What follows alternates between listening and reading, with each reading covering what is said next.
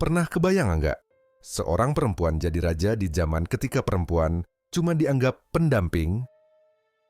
Di Mesir kuno, ada seorang wanita luar biasa yang berhasil mendobrak norma-norma ini. Namanya Hatshepsut.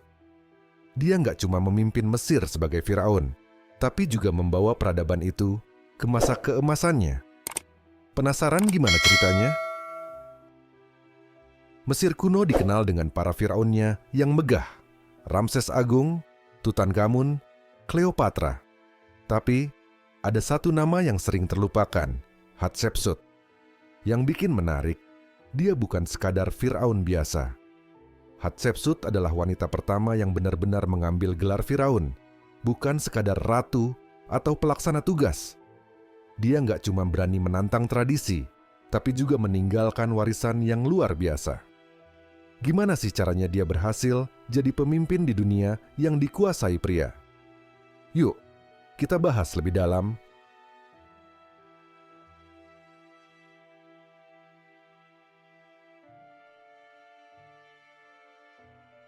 Satu, mengklaim takhta sebagai Firaun.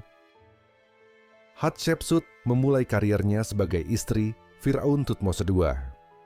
Setelah suaminya meninggal, anak tirinya, Thutmose III yang masih kecil, seharusnya naik takhta.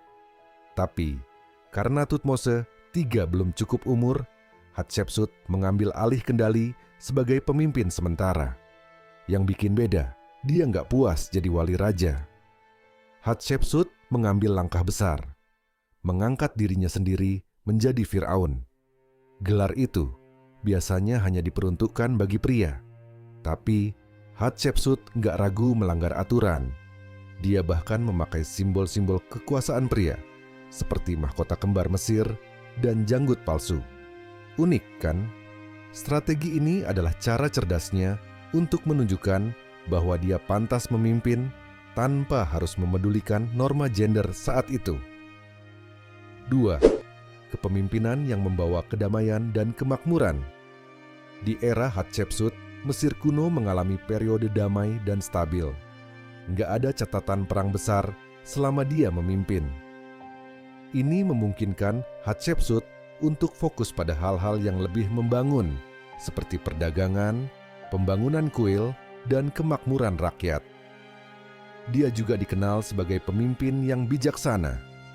Daripada menaklukkan wilayah baru melalui perang, Hatshepsut lebih memilih memperluas pengaruh Mesir melalui diplomasi dan perdagangan. Gaya kepemimpinannya ini nggak cuma bikin rakyatnya sejahtera, tapi juga memperkuat posisi Mesir sebagai kekuatan besar dunia kuno. 3. Proyek pembangunan besar-besaran. Salah satu warisan terbesar Hatshepsut adalah proyek pembangunan yang dia lakukan. Dia membangun berbagai kuil dan monumen megah yang menunjukkan kejayaan Mesir di bawah pemerintahannya. Yang paling terkenal tentu saja kuil mortuari di Deir el-Bahari. Kuil ini dirancang dengan arsitektur yang begitu indah, lengkap dengan teras bertingkat dan patung-patung yang megah. Sampai sekarang, kuil ini masih jadi salah satu situs paling mengagumkan di Mesir. Bisa dibilang, Hatshepsut tahu cara membuat orang terkesan, bahkan ribuan tahun setelah dia meninggal.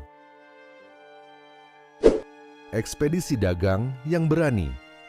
Hatshepsut juga dikenal karena menghidupkan kembali perdagangan internasional Mesir. Salah satu momen paling terkenal adalah ekspedisinya ke Tanah Punt, sebuah wilayah misterius yang dipercaya berada di wilayah Afrika Timur atau Semenanjung Arab. Dari ekspedisi ini, Mesir mendapatkan barang-barang mewah seperti emas, kayu harum, gading, dan tanaman eksotis.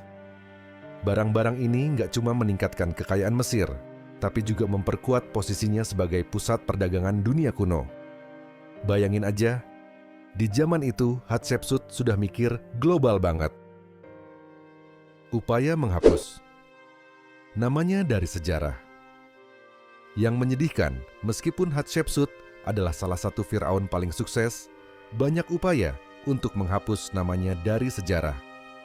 Setelah kematiannya, Penerusnya, Thutmose III memerintahkan penghancuran patung-patung dan prasasti yang memuat nama Hatshepsut. Para sejarawan percaya ini dilakukan agar Hatshepsut tidak menjadi contoh bagi perempuan lain yang ingin mengambil posisi serupa. Tapi usaha ini nggak sepenuhnya berhasil. Penemuan makam dan monumennya di abad ke-19 membawa nama Hatshepsut kembali ke permukaan, dan sekarang dia dikenal sebagai salah satu pemimpin terbesar Mesir. Kisah Hatshepsut adalah bukti nyata bahwa kemampuan seseorang nggak ditentukan oleh gender. Dia menunjukkan bahwa dengan keberanian, strategi, dan kepemimpinan yang cerdas, seseorang bisa mengubah sejarah, bahkan di dunia yang penuh batasan. Jadi, gimana menurut kamu? Kalau Hatshepsut bisa mematahkan norma ribuan tahun lalu, apa yang bikin kita nggak bisa berani mencoba hal-hal besar hari ini?